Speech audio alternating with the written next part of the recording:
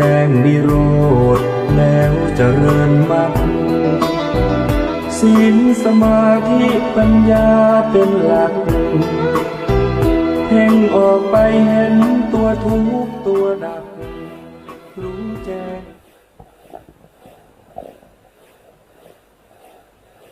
พุทธังสรณังกัจฉามิธัมมังสรณังกัจฉามิสังฆังสรณังกัจฉามิกราบนมัสการพระมหาเถระพระสังฆาธิการพระเถรานุเถระสวัสดีท่านผู้ฟังและผู้ชมทุกท่านที่ติดตามในรายการพระไตรปิฎกลอยฟ้าครั้งนี้เป็นครั้งที่63ครับเรายังนำเสนอในส่วนท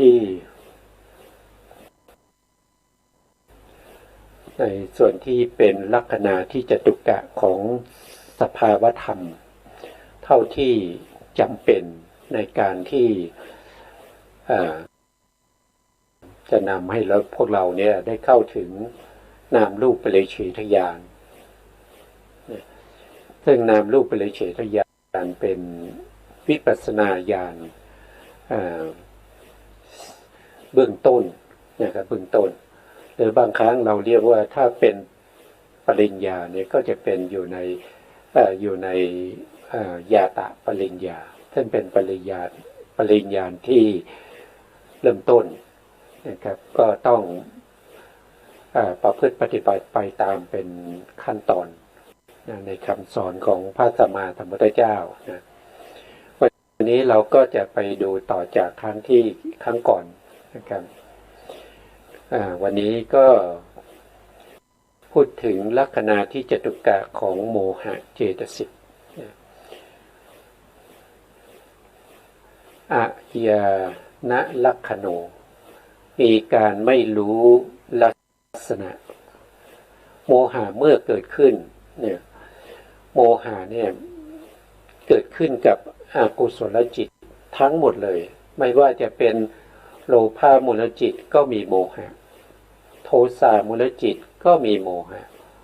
นะเขาจะเกิดร่วมกับอกุศลจิตทั้งหมดเพราะฉะนั้นเวลาที่เขาเกิดขึ้นมาเนี่ยเขาจะทำหน้าที่คือการไม่รู้อะไรก็ไม่รู้สิ่งที่เป็นอะไรเป็นกุศลอะไรเป็นอกุศลหรือไม่รู้ในเรื่องของการให้ทานการรักษาศีลการเจริญภาวนาพวกนี้โมหะนี้จะเป็นตัวที่ไปปิดบังไว้นะครับไม่ให้ผู้ที่กำลังมีโมหะนั้นรู้สภาวธรรมใดๆเลยนะเขาปิดบังไว้เขาไม่ให้รู้นะนี่เป็นลักษณะของโมหะอาลัมมณะนะสภาววัญชทนะลัสโสมีการปกปิดไว้ซึ่งลักษณะแห่งอารมณ์เป็นกิจนะปกปิดไว้ในสภาวะลักษณะของอารมณ์ที่ปรากฏไม่ให้รู้ได้ว่าสภาวะนั้นน่ะเป็นรูปหรือเป็นนามถ้าเป็นรูปจะเป็นรูปประเภทไหนจะเป็นปฐวีเป็นอาโปเป็นเตโชเป็นวายโยหรือว่าจะเป็นจักขุปัสสะหรือว่าจะเป็นรูปารมณ์หรือว่าจะเป็นสัทธารมณ์คันธารมณ์เขาจะปกปิดสภาวะเหล่านั้นไม่ให้รู้ตามความเป็นจริงอันนี้เป็นกิจของเขาอันทกาละปัจจุปทาโนมีความมืดมนเป็นผลเวลาเขาเกิดขึ้นเนี่ยผู้ที่มีโมหะคนนั้นจะรู้สึกว่ามืดมนนะครับคิดอะไรไม่ออกเพราะโมหะเป็นตัวที่ทำให้เกิดความมืดความงงงวยในสภาวะธรรมทั้งหลายนะ อันนี้คือผลเป็นผลเมื่อโมหะเกิดขึ้นเนี่ยก็จะมีลักษณะอย่างนี้นะครับถ้ามีลักษณะอย่างนี้นั่นก็แสดงว่าเรามีโมหะถ้าเรามีสติเราก็สามารถระลึกได้ว่าโอ้นี่เป็นลักษณะของโมหะนะเราจิตของเรากำลังตกไปในอกุศลจิตของเรากำลังมีโมหะครอบงำนะมีโมหะเนี่ยเป็นตัวหุ้มห่อในสภาวธรรมทั้งหลายเหล่านั้นไว้นะครับไม่ให้เราเนี่ยรู้ได้แต่ถ้าเราไม่มีสติเราก็เป็นไปกับโมหะเป็นไปกับโมหะมืดยังไงเราก็มืดอย่างนั้นนะครับมืดไปตามกันเนี่ยโมหะไปไหนเราก็ไปด้วยนะโมหะซึมเศร้าเราก็ซึมเศร้าไปโมหะล่าเริงเราก็ล่าเริงไปโมหะโกรธเราก็โกรธไปนะครับก็เป็นไปตามอำนาจของโมหะเพราะเราไม่มีสติเนี่ยเราไม่มีสติที่ระลึกรู้ว่าขณะนั้นเรามีโมหะโยนิโสมนสิการปทัฏฐานโนมีการไม่เอาใจใส่เป็นอันดีต่ออารมณ์ก่ออารมณ์ตรงนี้น่าจะพิมพ์ผิดต่ออารมณ์นะครับ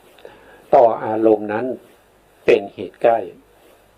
นะคือไม่สนใจ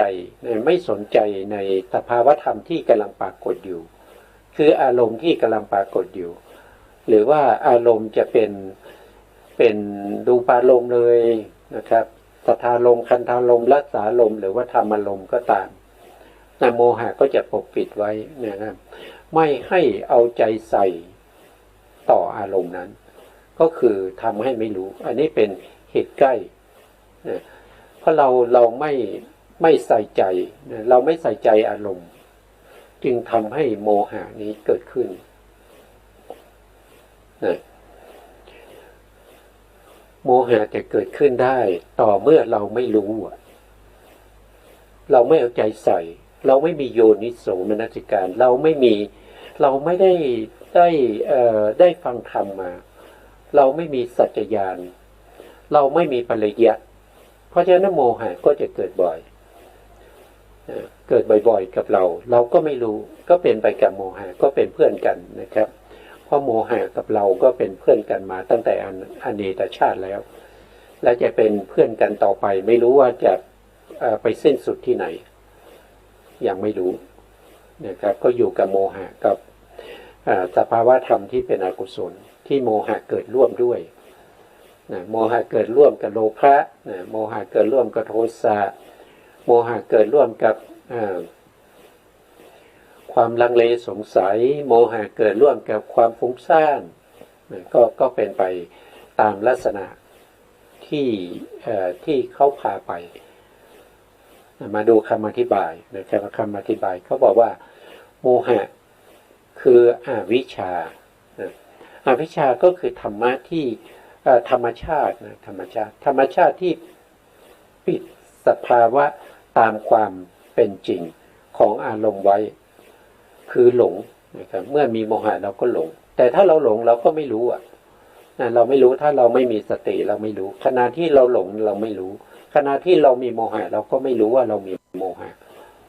นะโมหะแปลว่าความหลงความเขาความโง่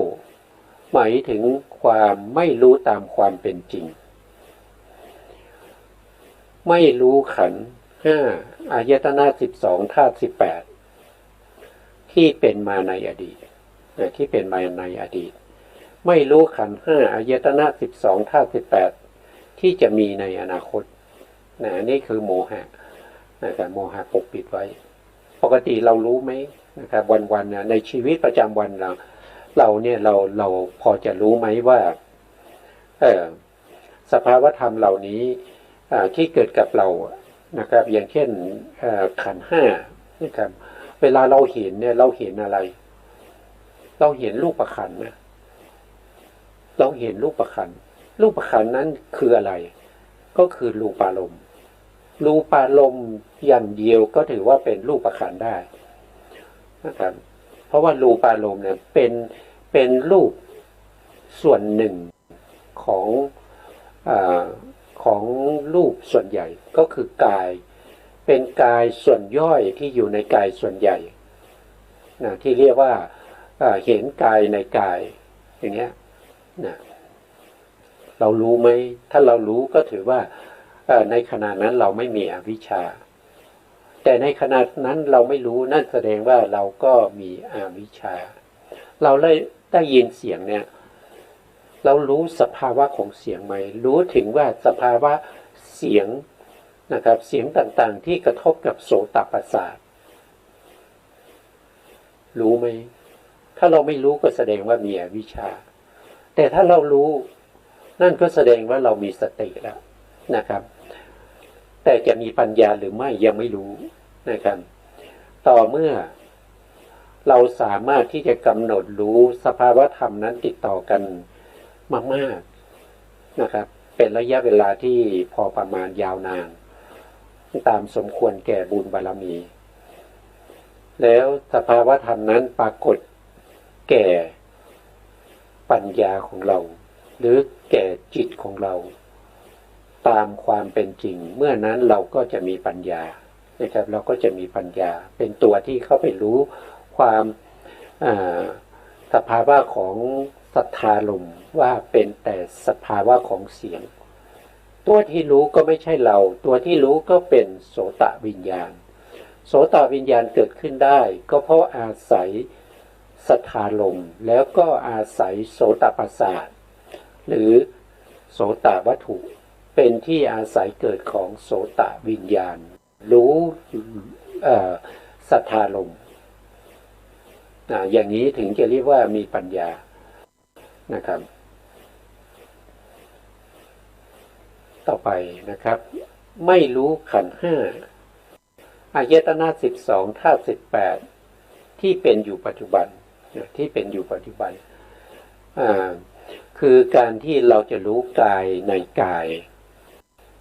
เราก็ต้องรู้ทั้งที่เป็นกายในกายที่เป็นอดีตนะครับกายในกายที่เป็นอนาคตกายในกายที่เป็นปัจจุบันการที่เราจะรู้กายในกายที่เป็นอดีตหรืออนาคตเนี่ยเราก็ต้องรู้ปัจจุบันนะครับถ้าเรารู้ปัจจุบันเนี่ยเราก็อนุมานได้นะครับอดีตก็เป็นอย่างนี้ต้องรู้ทั้งสามนะครับปกติแล้วเขาเรียกว่าจะต้องรู้ทั้งหมด11อย่างด้วยกันนะครับ11อย่างด้วยกันก็คือรู้รูปขันธ์ที่เป็นอดีตนะครับอนาคตปัจจุบันนะรูปขันธ์ที่เป็นรูปขันธ์ที่หยาบนะครับรูปขันธ์ที่ละเอียดรูปขันธ์ที่ไกลที่ใกล้ที่เป็นภายในภายนอกพวกนี้นะครับต้องรู้ต้องรู้แต่ถ้าเรารู้ปัจจุบันเนี่ยเราก็สามารถที่จะรู้ได้นะครับรู้ปัจจุบันคือขณะที่เขาปรากฏอยู่ขณะที่เขาปรากฏเราก็สามารถที่จะรู้สภาวะธรรมอื่นๆได้ธรรมอื่นๆตามที่พระพุทธองค์แสดงไว้นะครับต้องรู้รูปที่เป็นตามปาณีตเป็นภายในภายนอกนะครับพวกนี้เป็นสภาวะธรรมที่เราจะรู้ถ้าเรารู้ปัจจุบันเนี่ยเราสามารถอนุมานไปได้นะครับถ้าเป็นรูปหยาบอย่างเงี้ยรูปหยาบนะครับรูปหยาบก็คือโอลาลิการูปโอลาลิการูป12ที่เป็นรูปหยาบหรือบางทีถ้าว่าโดยอารมณ์นะครับว่าโดยอารมณ์แล้วก็ตัวกระทบอารมณ์ก็จะมีอยู่10นะครับเพราะว่าโพธพารมณ์เนี่ยมีโพธพารมณ์ก็กระทบกับกายวัตถุกายประสาทตัวที่กายประสาทเกิดการทำให้กายวิญญาณรู้อะไรก็รู้ถึง3อย่างรู้ปฐวีธาตุนะครับรู้เตโชธาตุรู้วายโยธาตุอย่างนี้นะ ต่อไปก็คือเมื่อโมหะเกิดขึ้นแล้วเนี่ยก็คือไม่รู้อริยสัจสี่นะโมหะก็มาปิดบังความเป็นจริงในอริยสัจสี่ไม่รู้ว่าอะไรเป็นทุกข์นะครับทุกข์คืออะไรไม่รู้นะครับเพราะอะไรเพราะเรามีโมหะแต่ในขณะที่เรามีสติเราก็รู้นะครับเรารู้ได้ว่าทุกข์คือสภาวะธรรมที่ทนอยู่ในสภาวะเดิมไม่ได้ต้องมีการเปลี่ยนแปลงไปอย่างเนี้ยนะครับทุกข์คือทนอยู่ในสภาพเดิมไม่ได้จากไม่มีก็มีขึ้นจากมีก็ทนอยู่ในสภาพของความมีไม่ได้ต้องดับไปนะครับดับไปแล้วก็มีขึ้นมาใหม่ตามเหตุตามปัจจัยนะก็จะเป็นสภาพของการทนอยู่ในสภาพเดิมไม่ได้นี่เป็นทุกข์นะครับมีสภาพที่เบียดเบียนนะถ้าเป็นทุกขสมุทัยทุกขสมุทัยก็เป็นเหตุให้เกิดทุกข์นะครับก็คือได้แก่ตัวโลภะเจตสิกอย่างเนี้ยนะโลภะเจตสิกนี้ว่าโดยอริยสัจสี่เป็นทุกขสมุทัยนะเป็นทุกขสมุทัยนะนิโรธก็คือได้แก่พระนิพพานนะได้แก่พระนิพพานเขาจะเรียกว่าทุกขนิโรธนะครับแล้วก็ทุกขนิโรธาคามินีปฏิปทานั่นก็คือไม่รู้ในอริยมรรคนะครับซึ่งเป็นหนทางนำไปสู่ที่ดับทุกข์เพราะว่าโมหะเป็นตัวที่ปกปิดไว้เป็นตัวที่บังไว้ไม่ให้เรารู้เนี่ยต่อไปก็คือไม่รู้ในอิทธัปปัจจยตานะครับก็คือไม่รู้เหตุและผลในการเวียนว่ายตายเกิดนะในการเวียนว่ายตายเกิดไม่รู้ว่าอะไรเป็นเหตุให้มีการเวียนว่ายตายเกิดนะครับการเวียนว่ายตายเกิดเนี่ยก็คือได้แก่สภาวะธรรมที่เป็นโลกิยะทั้งที่เป็นอกุศลทั้งที่เป็นกุศลด้วยนะครับกุศลก็เป็นตัวที่ทำให้เวียนว่ายตายเกิดถ้าเป็นโลกิยะนะครับในส่วนของโลกิยธรรมกุศลก็เป็นเหตุให้เวียนว่ายตายเกิดอยู่ในสุคติภูมิอยู่ในสุคติภูมิถ้าเป็นมหากุศลก็เกิดเวียนว่ายตายเกิดอยู่ในมนุษย์กับเทวดาถ้าเป็นประเภทที่เป็นฌานเป็นรูปฌานเนี่ยเป็นกุศลนะครับกุศลที่เป็นไปในฌานปฐมฌานทุติยฌานตติยฌานจตุตถฌานจนถึงอรูปฌานก็เป็นเหตุให้เราเวียนว่ายตายเกิดอยู่ในรูปภูมิแล้วก็อรูปภูมิหนีไปไม่พ้นถ้าเป็นโลกิยะไม่ว่าจะเป็นกุศลหรืออกุศลอกุศลก็นำไปสู่อบายก็ไปเวียนว่ายตายเกิดอยู่ในอบายภูมิถ้าเราทำกุศลอย่างเดียวเนี่ยที่เป็นโลกิยะกุศลเนี่ยเราก็ยังเวียนว่ายตายเกิดนะเพียงแต่ว่ากุศลนั้นเป็นตัวที่ปกป้องเราไม่ให้เราไปตกในอบายไม่ให้เราไปเกิดเป็นเดรัจฉานเปรตอสุรกายสัตว์นรกแต่เรายังเวียนว่ายตายเกิดอยู่ในความเป็นมนุษย์นะครับเป็นมนุษย์เป็นเทวดานะหรือว่าจะเป็นรูปพรหมอรูปพรหมอันนี้ก็มาจากกุศลนะครับแต่ถ้าเราทำกุศลประเภทที่เป็นโลกุตระนะครับทำกุศลที่เป็นโลกุตระเราก็สามารถที่จะหลุดพ้นจากวัฏฏะสงสารนี้ไปนะครับไม่ต้องมาเวียนว่ายตายเกิดแต่โลกุตระธรรมที่เราจะได้เนี่ยก็ต้องอาศัยกุศลนะครับที่เป็นโลกิยะอาศัยมหากุศลประเภทที่เป็นญาณสัมปยุตเป็นเบื้องบาทเป็นพื้นฐานนะครับในการเจริญวิปัสสนานะหรือว่าเราก็ต้องอาศัยฌานกุศลนะครับที่เป็นรูปกุศลหรืออรูปกุศลก็ตามนะครับเป็นบาทเป็นเบื้องต้นในการที่จะเจริญวิปัสสนา เพื่อให้เข้าถึงวุฒานาคามินีปฏิปทาคือวิปัสสนาเบื้องสูงนะครับที่จะนำเราไปสู่ความหลุดพ้นนั่นก็คือทำให้เราเนี่ยเข้าถึงโคตภูญาณเข้าถึงความหลุดพ้นไม่ต้องกลับมาเวียนว่ายตายเกิดอีกนะครับอันนี้ก็เป็นหนทางที่จะนำไปสู่ในภพภูมิต่างๆนะครับไม่ว่าจะเป็นอบายภูมินะครับมนุษยภูมิเทวภูมิ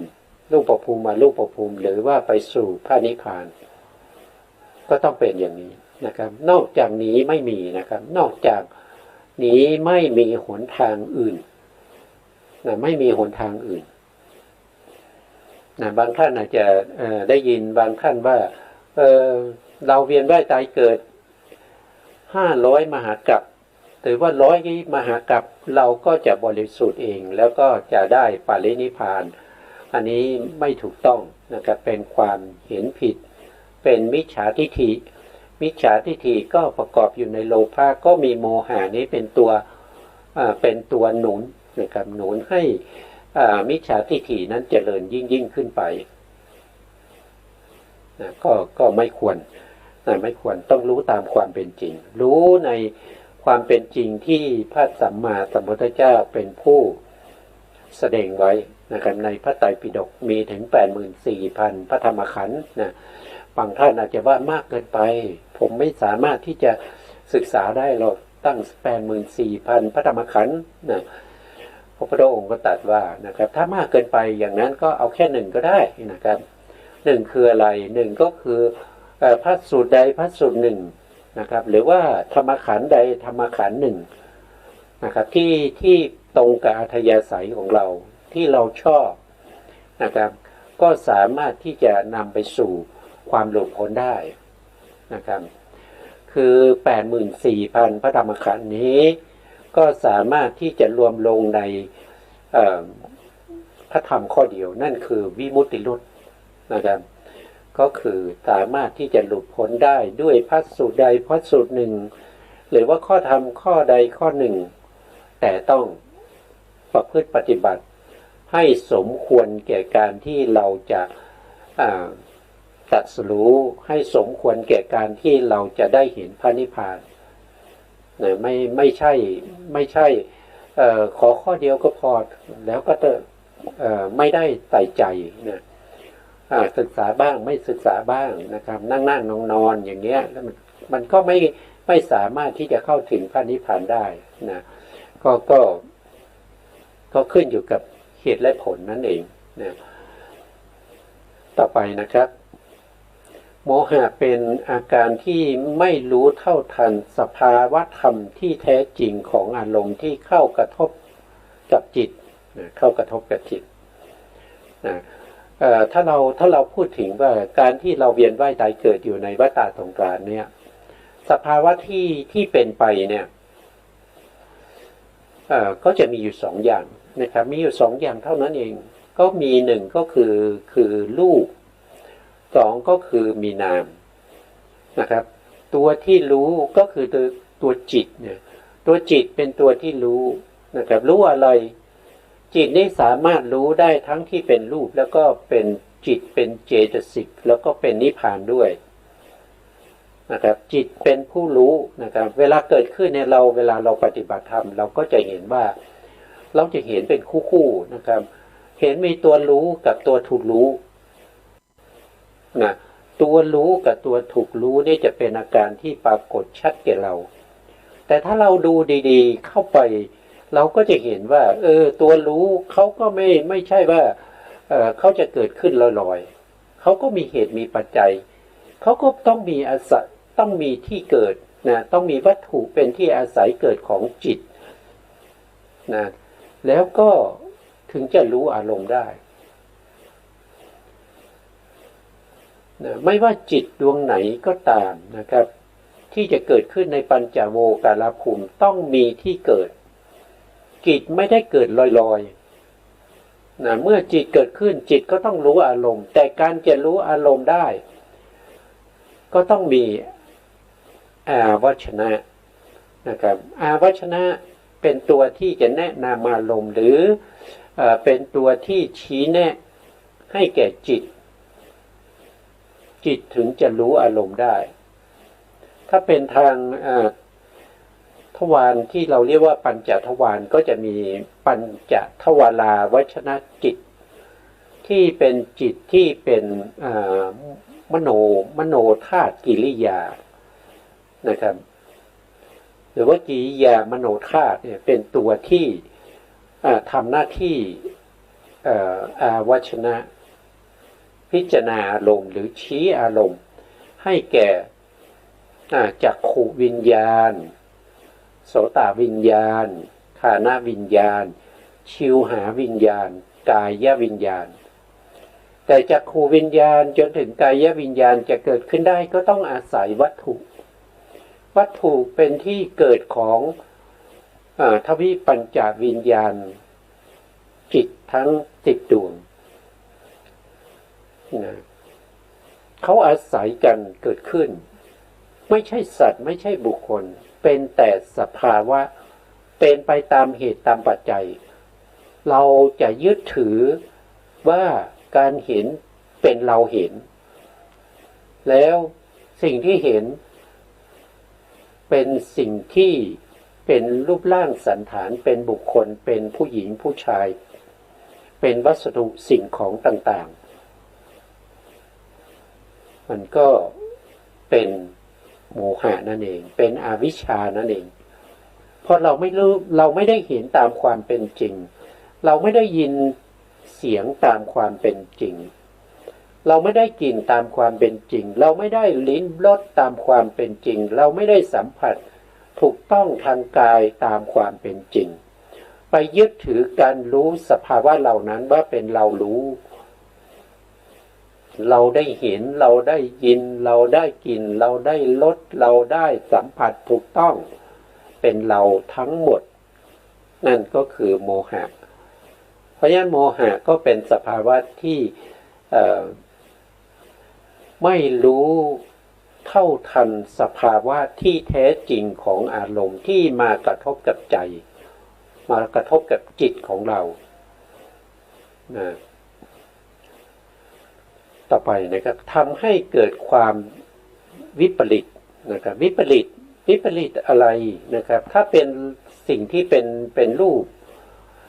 สภาวะของรูปทั้งหมดเป็นสภาวะธรรมที่เสื่อมสลายเป็นอสุภะนะครับเป็นอสุภะคือสภาวะธรรมที่ไม่สวยไม่งามแต่เราเมื่อเห็นเราเมื่อได้ยินได้กลิ่นได้รสได้สัมผัสก็เห็นว่า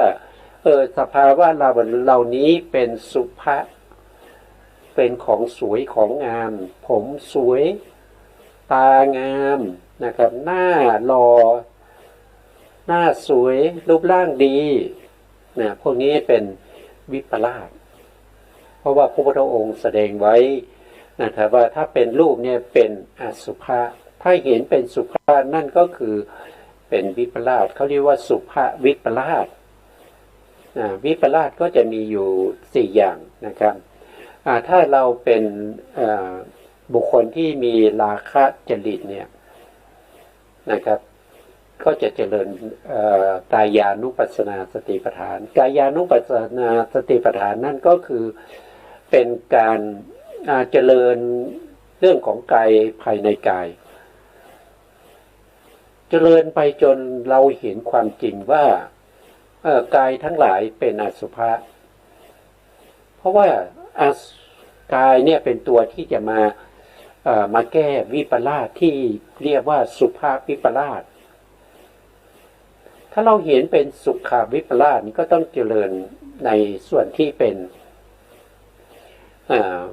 เวทนานะครับเวทนานุปัสสนาสติปัฏฐานเพราะว่าเวทนาเป็นทุกข์ไม่ว่า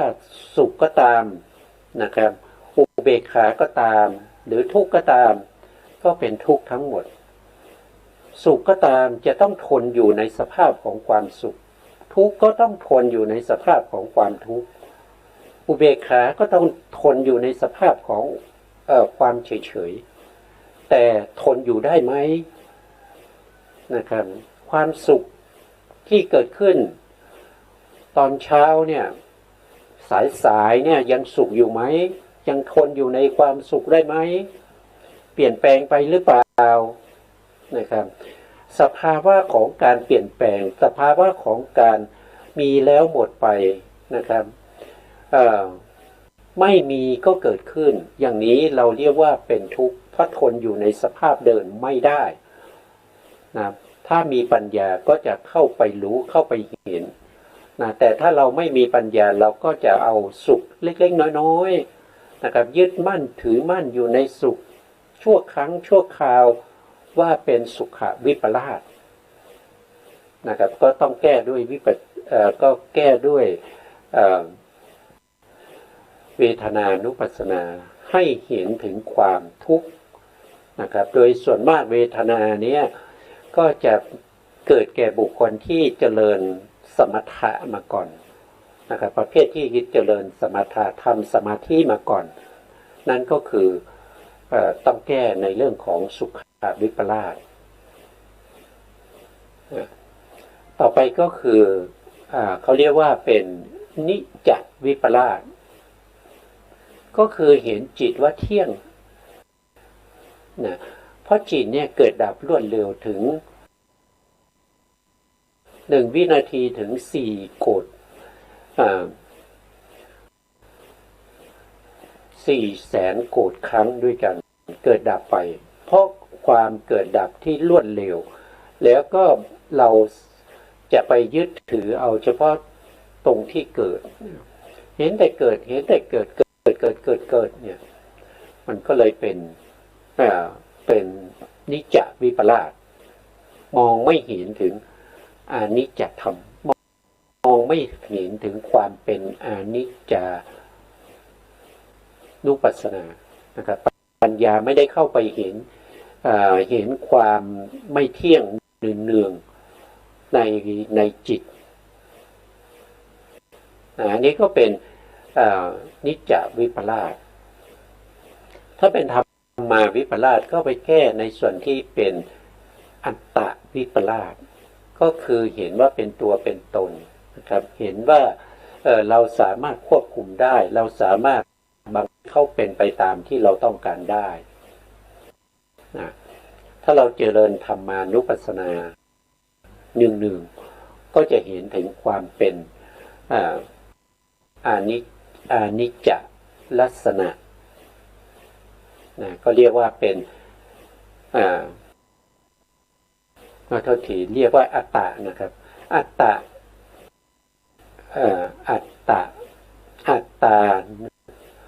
นุปัสสนาอนัตตานุปัสสนาโทษทีนะอนัตตานุปัสสนานะครับ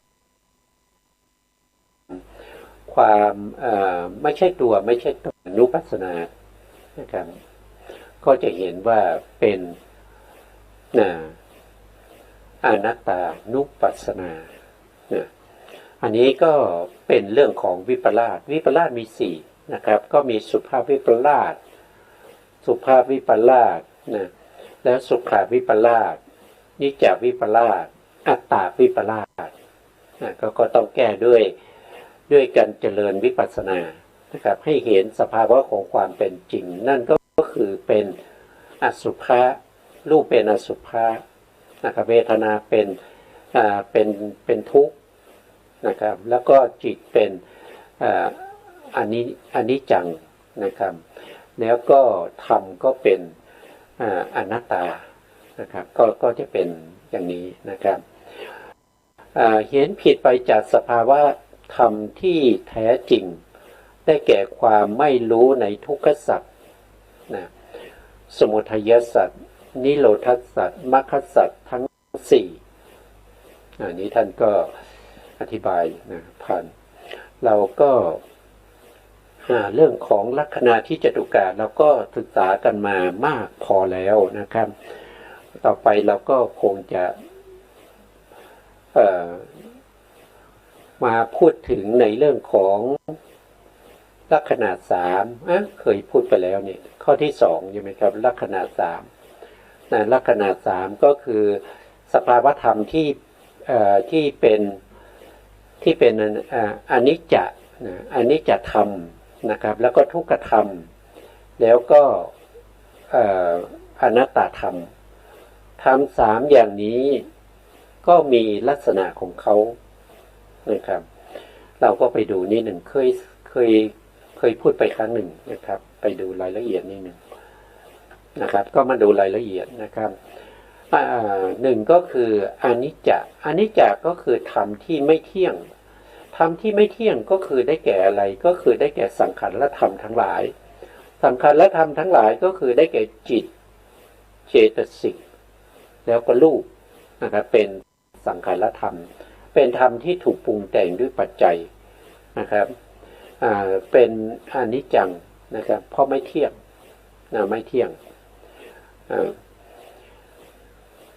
ต่อไปข้อที่สองก็คืออนิจจลักษณะนะครับอนิจจลักษณะก็คือเครื่องหมายที่บอกว่าไม่เที่ยงนะครับเครื่องหมายที่บอกว่าไม่เที่ยงคืออะไรนะครับอย่างเช่นสังขารธรรมที่เป็นจิตใช่ไหมเรายกจิตขึ้นมาดวงหนึ่งนะครับเรารู้ว่าจิตดวงนี้มันไม่เที่ยงเพราะอะไรก็เพราะว่าจิตดวงนี้ไม่ได้ตั้งอยู่ตลอดไปแต่จิตดวงนี้เกิดขึ้นแล้วก็ดับไปลัดนิ้วมือหนึ่งเกิดดับไปตั้งแสนโกฏนะลัดนิ้วมือเกิดไปแสนโกฏหรือดีดนิ้วมือหนึ่งครั้งนะก็เกิดดับไปตั้งแสนโกฏขณะลักษณะอาการของการเกิดขึ้นแล้วก็ดับไปนั่นแหละอันนั้นคือเครื่องหมายบ่งบอกให้เรารู้ได้ว่าเขาเป็นอนิจจธรรมเขาเป็นธรรมที่ไม่เที่ยงรูปก็ตามนะครับรูปไม่ว่าจะเป็นธาตุดินนะครับไม่ว่าจะเป็นธาตุน้ำธาตุไฟธาตุลมก็ไม่เที่ยงเหมือนกันนะก็เกิดขึ้นก็ดับไปแต่ธาตุเหล่านี้เป็นรูปนี้จะเกิดดับช้ากว่าจิตนะครับถึงเท่าไหร่51ขนาดเล็กด้วยกันนะครับหรือเทียบกับจิตเกิดดับไป17ดวงนะครับจิตเกิดขึ้นแล้วก็ดับไปเกิดขึ้นแล้วก็ดับไปแต่รูปเกิดขึ้นรูปหนึ่งแล้วก็จะดับไปพร้อมกับจิตดวงที่17ที่ดับไปเพราะฉะนั้นรูปหนึ่งเนี่ยจะตั้งอยู่เท่ากับจิต17ดวงเกิดพร้อมกับจิตดวงที่หนึ่งแล้วก็ตั้งอยู่นะครับตั้งอยู่จิตดวงที่หนึ่งดับไปแล้วแต่รูปยังไม่ดับจิตดวงที่สองเกิดขึ้นแล้วดับไปรูปนั้นก็ยังไม่ดับไปดับพร้อมกับจิตดวงที่17จิตดวงที่17เพราะฉะนั้นรูปนี้จะเป็นสภาวะธรรมที่เกิดขึ้นแล้วตั้งอยู่ดับช้านะเกิดขึ้นตั้งอยู่ที่ขณะของรูปก็มีถึง49ขณะนะ49ขนาดเล็กแต่จิตมีขนาดที่เกิดขึ้น1ขนาดแล้วขณะตั้งอยู่แค่ขนาดเดียวแล้วก็ดับไปมีอยู่แค่3ขนาดเล็กเท่านั้นเองแต่รูปเกิดขึ้น1รูปมีอนุขณะ51ขณะคือเกิด1ขณะแล้วก็ตั้งอยู่อีก49ขณะแล้วก็ดับไปมี1ขณะแต่รูปไม่ได้เกิดดับเหมือนกับจิตนะครับจิตนี้เวลาเกิดขึ้น1ดวงจิตดวงที่เกิดขึ้นตั้งอยู่ยังไม่ดับไปจิตดวงที่2จะเกิดขึ้นไม่ได้จิตดวงที่2จะเกิดขึ้นได้จิตดวงที่1จะต้องดับไปก่อนนะจิตดวงใหม่ถึงจะเกิดขึ้นได้ถ้าจิตที่เขาเกิดขึ้นแล้วยังตั้งอยู่นะครับในอนุขณะ1ขณะที่เขายังตั้งอยู่จะมีจิตดวงใหม่เกิดซ้อนขึ้นมาอย่างนี้ไม่ได้แต่รูปไม่ใช่อย่างนั้นรูปเกิดขึ้น1รูปแล้วก็ตั้งอยู่ถึง49ขณะในขณะที่เกิดขึ้น1ขณะขณะที่ถัดไปอนุขณะที่ถัดไปคือขณะที่2ขณะที่เล็กๆนั้นรูปใหม่ก็จะเกิดขึ้นอีกรูปใหม่ก็จะเกิดขึ้นอีกเพราะฉะนั้นรูปที่เกิดซ้อนกันมากๆนะครับ ไม่ว่าจะเป็นกัมมัชรูปอุตุชรูปจิตตชรูปอาหารและรูปที่เขาเกิดซ้อนกันเข้าไปตามสมควรที่เขาจะเกิดขึ้นได้เขาก็ซ้อนกันไปเรื่อยๆอย่างนี้แต่เวลาที่เราเห็นเวลาที่เราเห็นสีเป็นรูปนะครับเห็นสีใช่ไหมเห็นสีเวลาเรากระทบนะกายประสาทไปกระทบกับโพธพารมณ์ของปฐวีธาตุดินของเตโชธาตุไฟคืออุ่นหรือว่าเย็นหรือว่าร้อนแล้วกระทบกับธาตุลมที่มีลักษณะเข่งตึงนะครับเรากระทบได้ไม่เหมือนกับนามไม่เหมือนกับจิตเราจะเอามือไปกระทบไปจับไม่ได้ใช่ไหมข้อความต่างกันนะครับเพราะจิตเนี่ยเขาเกิดแล้วก็ดับไปรวดเร็วเขาไม่ได้เกิดซ้อนกันเหมือนรูปเพราะฉะนั้นรูปที่เกิดซ้อนกันเหมือนรูปเวลาเราไปแตะเนี่ยเราก็ไปโดนไปแตะที่รูปที่ยังตั้งอยู่รูปที่ตั้งอยู่เนี่ยไม่ใช่น้อยนะครับมากมายไม่ว่าจะเป็นกามชรูปก็มีเยอะแยะนะครับมีเยอะแยะมีมากมายเหลือเกินนะแล้วก็จิตตชรูปก็มีอุตุชรูปก็มีแล้วก็อุตุชรูปยิ่งมากเลยอุตุชรูปนี้จะตัวกามชรูปนี้ก็เป็นปัจจัยให้เกิดอุตุชรูปได้อีกนะแล้วก็จิตตชรูปก็เป็นปัจจัยให้เกิดอุตุชรูปได้อาหารและรูปก็เป็นปัจจัยให้เกิดอุตุชรูปได้อุตุชรูปก็เป็นปัจจัยให้เกิดอุตุปัจจยะอุตุไปอีกมากมายเพราะฉะนั้นการที่เราสามารถที่จะจับได้ถูกต้องได้ก็เพราะว่าข้อที่หนึ่งเขาเกิดช้าข้อที่สองเท่าที่เขาเกิดขึ้นมาแล้วก็ดับช้าข้อที่สองคือรูปเขาซ้อนกันอยู่มากมายเวลาเราไปแตะต้องนี้เราไปแตะต้องถูกใส่รูปที่อยู่ในถีติขณะแล้วก็มีมากมายเหลือเกินก็ทำให้เรารู้สึกได้ว่ารูปนี้แข็งนะครับปฐวีธาตุนี้มีความแข็งมีความอ่อนเตโชธาตุมีความเย็นความอุ่นความร้อนนะครับวายโยธาตุมีความตึงนะครับมีความตึงความหย่อนอย่างนี้เรากระทบได้รู้ได้ด้วยกายประสาทเนี่ยเพราะ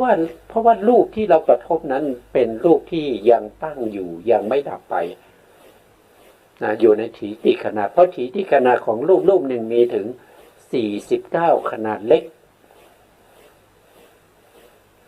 แต่รูปจะเกิดขึ้นทุกอนุขณะของจิตเช่นกัมมัชรูปอุตุชรูปอาหารและรูปนะครับแต่ถ้าเป็นจิตตชรูปก็จะเกิดเฉพาะตรงที่เป็นอุปาราขณะของจิตเท่านั้นแต่ก็จิตตชรูปก็จะตั้งอยู่นะครับยกเว้นเฉพาะพวกที่เป็นเขาเรียกว่าเป็นกายวิญญัตวจีวิญญัตเท่านั้นเองก็จะเกิดกายวิญญัตวจีวิญญัตนี้เป็นสภาวะที่แฝงอยู่ในอิริยาบถทางกายกับทางวาจาเป็นลักษณะของเป็นตัวบอกความหมายนะครับความหมายของคำพูดแล้วก็ท่าทางกิริยาจะเกิดดับพร้อมกับจิตนะอันนั้นเราไม่สามารถที่จะถูกต้องได้นะครับเขาเกิดดับรวดเร็วนะพร้อมกับจิตอันนั้นเป็นลักษณะนะครับเป็นลักษณะอันนี้เครื่องหมายเหล่านี้แหละที่ทำให้เรารู้ว่าสิ่งเหล่านี้เป็นอนิจจธรรมเป็นธรรมที่ไม่เที่ยงถ้าไม่มีเครื่องหมายเหล่านี้เราไม่มีปัญญาเข้าไปเห็นนะเราไม่รู้หรือว่ายุคสมัยที่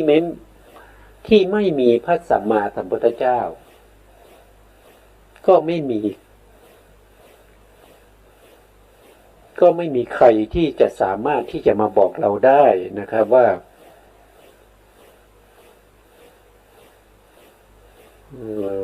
อันนี้ ผมก็ต้องดูเวลานะครับเพราะนาฬิกาไม่ค่อยดีนะครับกลัวว่าจะเกินเวลานะเพราะฉะนั้นเครื่องหมายเหล่านี้แหละเป็นตัวที่ประกาศให้เรารู้ได้ว่าอันนี้เป็นอันนี้จะทำเพราะเขามีสภาวะของการเปลี่ยนแปลงตัวเครื่องหมายนี้เราเรียกว่าเป็นอนิจจธรรมนะเมื่อมีลักษณะอย่างนี้เนี่ยตัวที่เข้าไปรู้ก็คือตัวปัญญานะครับตัวปัญญาเป็นตัวที่เข้าไปรู้อะไรก็ไปรู้ลักษณะของความไม่เที่ยงการเปลี่ยนแปลงอันนั้นเราจะเรียกว่าเป็นอนิจจานุปัสสนาก็คือปัญญาที่เข้าไปพิจารณาเห็นความไม่เที่ยงของสังขารและธรรมอยู่เนืองๆนะครับก็อยู่เนืองๆในสังขารธรรมที่ไม่เที่ยงนั้นนะต่อไปถ้าเป็นทุกข์ล่ะนะครับข้อที่สองก็เป็นทุกข์ใช่ไหมก็ธรรมที่เป็นทุกข์ก็คือธรรมที่เป็นทุกข์ได้แก่รูปนามนะครับก็คือสังขารธรรมนั่นเองนะครับนามในที่นี้เราต้องยกเว้นพระนิพพานเพราะพระนิพพานนี้เป็นนามด้วยนะต้องยกเว้นนะครับธรรมที่เป็นทุกข์ก็คือได้แก่จิตเจตสิกแล้วก็รูปนะครับอันนี้เป็นธรรมที่เป็นทุกข์นะครับแต่ถ้าว่าโดยอริยสัจเนี่ยถ้าว่าโดยอริยสัจถ้าว่าโดยจิตก็คือได้แก่จิตที่เป็นโลกิยจิตนะครับโลกิยจิต81เจตสิก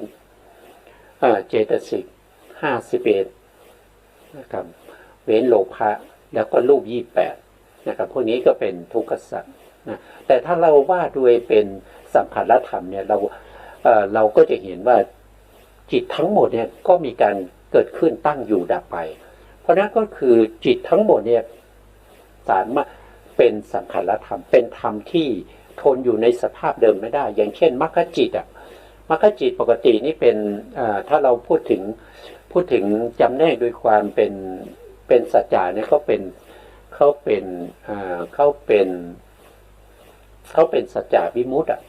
คือพ้นจากสัจจะทั้งสี่ไม่ว่าจะเป็นทุกข์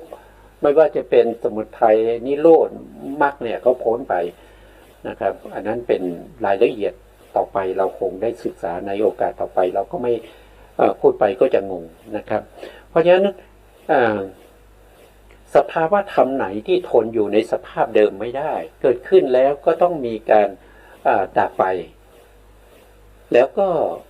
จากไม่มีก็มีขึ้นจากมีแล้วก็ต้องดับไปสภาวะนั้นเราเรียกว่าเป็นทุกข์ทนอยู่ในสภาพเดิมไม่ได้ในที่นี้ท่านบอกว่าทั้งนามและรูปนะครับนามและรูปแต่ยกเว้นพระนิพพานนะครับเพราะพระนิพพานเนี่ยไม่มีการเกิดดับมันไม่ใช่ทุกข์นะสองก็คือทุกขลักษณะทุกขลักษณะก็คือเครื่องหมายนะครับก็คือเครื่องหมายที่กำหนดให้รู้ได้ว่าสภาวะธรรมนี้ทนอยู่ในสภาพเดิมไม่ได้นะครับเป็นทุกข์นะเป็นทุกข์นั่นก็คือได้แก่ลักษณะของรูปนามที่มีการเปลี่ยนแปลงไปนะที่มีการเปลี่ยนแปลงไปนะครับข้อที่สามก็คือทุกขานุปัสสนาทุกขานุปัสสนาก็คือได้แก่ปัญญานะครับที่มีการพิจารณาเห็นความทุกข์อยู่เนืองๆนะครับปัญญาที่เข้าไปเห็นถึงความทนอยู่ในสภาพเดิมไม่ได้ของสังขารธรรมทั้งหลายเหล่านั้นการทนอยู่ไม่ได้นั้นก็ถือว่าเป็นทุกข์นะครับธรรมที่เป็นอันนี้ธรรมที่ไม่เที่ยงธรรมนั้นก็ต้องเป็นทุกข์นะครับอย่างที่ถ้าเราเคยสวดในอนัตตลักษณะนะอนัตตลักษณะสูตรเนี่ย